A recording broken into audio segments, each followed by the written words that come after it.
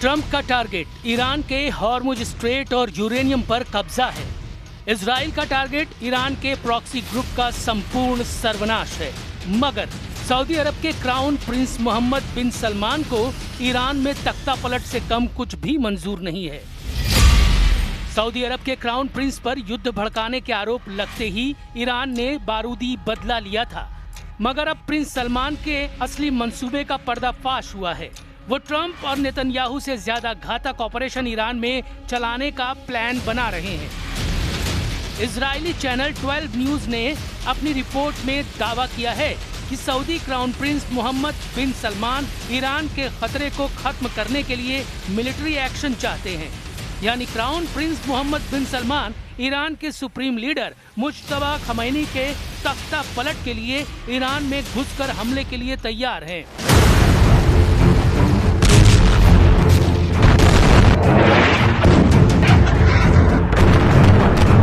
Iran के अंदर ground operation के सारे जोखिम को जानते हुए भी क्राउन प्रिंस इसकी सख्त जरूरत मान रहे हैं।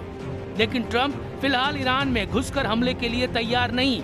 इजराइल ने भी मिलिट्री ऑपरेशन से दूरी बना रखी है। चौंकाने वाली बात यह है कि इजराइल के न्यूज चैनल N12 के दावे पर सऊदी अरब शाही परिवार अब तक साइलेंट है, लेकिन ईरान शांत नहीं। ईरान सभी फ्रंट पर बराबर एक्टिव है। जूनियर खमेनी ने ट्रंप को धमकी दी है कि पीस डील फाइनल नहीं हुई तो युद्ध का दूसरा राउंड पहले से कहीं ज्यादा विनाशकारी साबित होगा। पोर्ट का बदला पोर्ट, ऑयल टैंकर का बदला ऑयल टैंकर, बारूदी सुरंग का बदला जंगी बेड़ा। ईरान का लाउड एंड क्लियर मैसेज है। ट्रंप ने अगर ईरान के बंदरगाह पर बम फोड़ा तो ईरान खाड़ी देशों के बंदरगाहों को राख कर डालेगा। ट्रंप ने अगर ईरान के तेल के जहाज जलाए तो ईरान ऑयल रूट से गुजरने वाले दुश्मनों के जहाज मिसाइल से उड़ाएगा। अगर हॉर्मुज स्ट्रेट में बिछी बारूदी सुरंग को अमेरिका ने छुआ भी तो उसके जंगी बेड़ों और युद्धपोत को ईरान रॉकेट से मारकर दफना देगा। ये ईरान की धमकी नहीं, उसका अगला एक्शन है। अमेरिकी सेंट्रल कमांड के 15 जंगी जहाजों की घेरेबंदी के बाद से ईरान बौखलाया हुआ है। Iran second round piece talk से पहले प्रेशर बढ़ा रहा है। वहीं ईरान के खिलाफ ट्रंप ने ऑपरेशन स्ट्रेट शील्ड शुरू कर दिया है।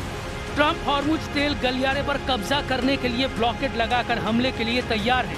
ट्रंप ने जेडी वेंस से ईरान को मैसेज दिलवाया है कि अब ईरान का कोई भी तेल का जहाज समुद्र में सलामत नहीं है। They basically threatened any ship that's moving through the Straits of Hormuz. Well, as the President of the United States showed, two can play at that game. And if the Iranians are going to try to engage in economic terrorism, we're going to abide by a simple principle that no Iranian ships are getting out either. Trump ने Hormuz strait को अपनी साख से जोड़ लिया है। उन्होंने Iran के जहाजों की आवाजाही रोकने के लिए हॉर्मुज स्ट्रेट के करीब 16 से ज्यादा युद्धपोत, 2 वर्जीनिया क्लास परमाणु पनडुब्बियां, 11 गाइडेड मिसाइल डिस्ट्रॉयर्स, 150 से ज्यादा लड़ाकू और निगरानी विमान, 8000 से ज्यादा नौसैनिक तैनात कर रखे हैं।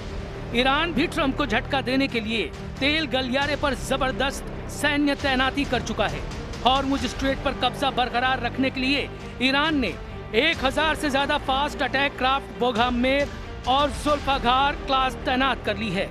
ये छोटी बोट मिसाइलें रॉकेट लॉन्चर और मशीन गन से लैस होती हैं। इनके साथ C-802, C-701, खलीज फार्स और नूर मिसाइलों को रेवोल्यूशनरी लड़ाके लेकर तैयार हैं। इनकी रेंज 200 किलोमीटर तक है। ईरान के सबसे कारगर ड्रोन्स शाहेद 136 और शाहेद 238 की भारी तैनाती वॉर जोन में है। इसके साथ स्ट्रेट में बिछी समुद्री माइंस को ईरान ने एक्टिवेट कर दिया है। ये लड़ाई सबसे भीषण हो सकती है क्योंकि यहाँ ईरान अकेला नहीं। चीन ने हॉर्मुज पर ट्रंप के खिलाफ मोर्चा खोल दिया है। चीन ने धमकी दी है कि ट्रंप के ब्लॉकेट के नतीजे भयानक साबित हो सकते हैं। 在相关方业已达成临时停火安排的情况下，美方加码军事部署，采取定向封锁行动，只会激化矛盾，加剧局势紧张，破坏本就脆弱的停火局面，并进一步冲击海峡通行安全。 चीन के इरादे बहुत खतरनाक दिख रहे हैं क्योंकि अमेरिका को धमकी देने के साथ चीन ने रीच स्टारी जहाज को हॉर्मुज से निकालकर ट्रंप को भड़काने वाला कांड कर दिया है।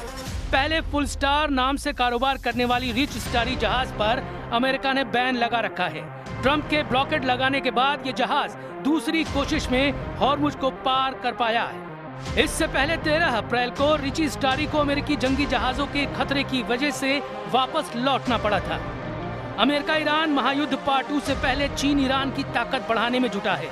खबर है कि जल्द चीन ईरान को नए एयर डिफेंस सिस्टम भेजने वाला है। ये man made air defence system कंधे पर रखकर चलाए जाने वाले एंटी एयरक्राफ्ट मिसाइल सिस्टम हैं, जिन्हें मैन पैड्स के नाम से जाना जाता है। ये सतह से हवा में मार करने वाली मिसाइलें हैं, जिन्हें 1 या 2 सैनिकों द्वारा आसानी से ले जाया और ऑपरेट किया जा सकता है। इन्हें कम ऊंचाई पर उड़ने वाले लड़ाकू विमानों के लिए बड़ा खतरा माना जाता है, क्योंकि मैन पैड्स आसमान में उड़ते फाइटर जेट को पल भर में गिरा सकते हैं। सूत्रों का दावा है कि चीन ये हथियार ईरान को सीधे नहीं बल्कि तीसरे देशों के रास्ते भेज सकता है, क्योंकि ट्रंप ने ईरान को हथियार सप्लाई करने वालों को तबाह कर डालने की धमकी दे रखी है।